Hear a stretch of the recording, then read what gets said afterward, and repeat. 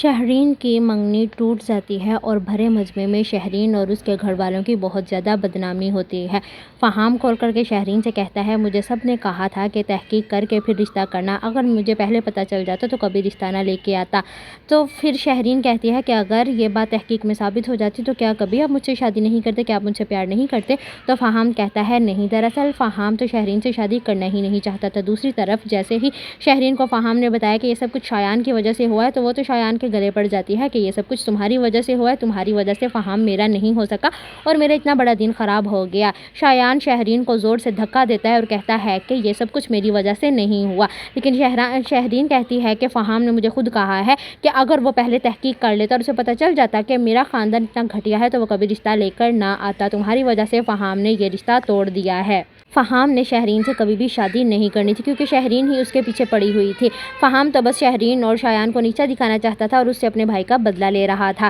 مرسلین نے بھی اب شایان کے زوردار تھپڑ مارا ہے کیونکہ اسے بھی لگتا ہے کہ یہ سب کچھ شایان کی غلطی ہے، کیونکہ شایان نے ہی کہا تھا وہ بھرے مجمع میں ویڈیو چلا دے گا اور اس نے چلا بھی دی ہے۔ اس پر انس کہتا ہے کہ تایا جان، اگر آپ نے یہ تھپڑ پہلے اسے مار دیا ہوتا تو آج یہ نوبت نہ آتی۔ یہ سب کچھ کوئی سوچی سمجھی سازش نہیں تھی، یہ تو مکافات عمل تھا، کیونکہ شایان نے انسا کے ساتھ جو کچھ کیا تھا آج وہی اس کی بہن کے ساتھ گھر بیٹھے ہی ہو گیا ہے اور بھرے مجمع میں بیٹھے بٹھائے اس کی اور اس کی بہن کی عزت نیلام ہو گئی۔ وہاں سے انس انسا کو ہاتھ پکڑ کے لے آتا ہے کیونکہ اب انسا کے کردار پہ لگا ہوا داغ بھی دھل گیا ہے، لیکن اب دادا جان غلطی کر رہے ہیں، وہ شایان کو بچانا چاہتے ہیں۔ اس پر انس انہیں سمجھاتا ہے کہ یہ تو زیادتی ہے میرے اور انسا کے ساتھ، کہ ظلم کے ساتھ کھڑے ہونا بھی زیادتی میں ہی آتا ہے، اور دادا جان ظلم دیکھتے ہوئے خاموشی بھی تو زیادتی میں آتی ہے، یہ تو انسا کے ساتھ زیادتی ہو رہی ہے۔ اب انس انسا کے لیے بول رہا ہے، انسا کے کریکٹر پہ لگا ہوا داغ دھل گیا ہے اور سب کو پتہ چل گیا ہے کہ یہ سب کچھ شایان نہیں کیا تھا۔ دوسری طرف فہام نے شہرین سے اپنا ہر تعلق ختم کر لیا ہے۔ فہام صرف شہرین کو نیچا دکھانا چاہتا تھا اور اس سے اپنے بھائی کا بدلہ لینا چاہتا تھا،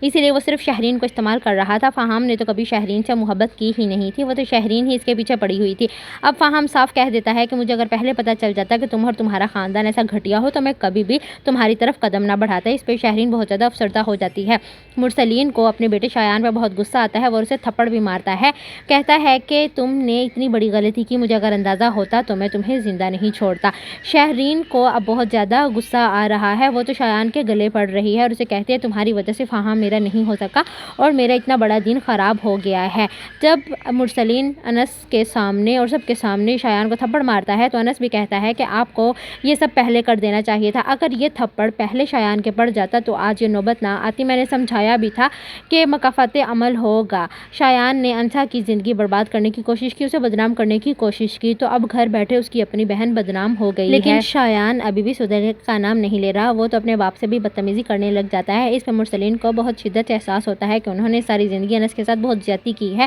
اور اب وہی سارا کچھ اس کی اولاد کی صورت میں اس کے سامنے آ رہا ہے۔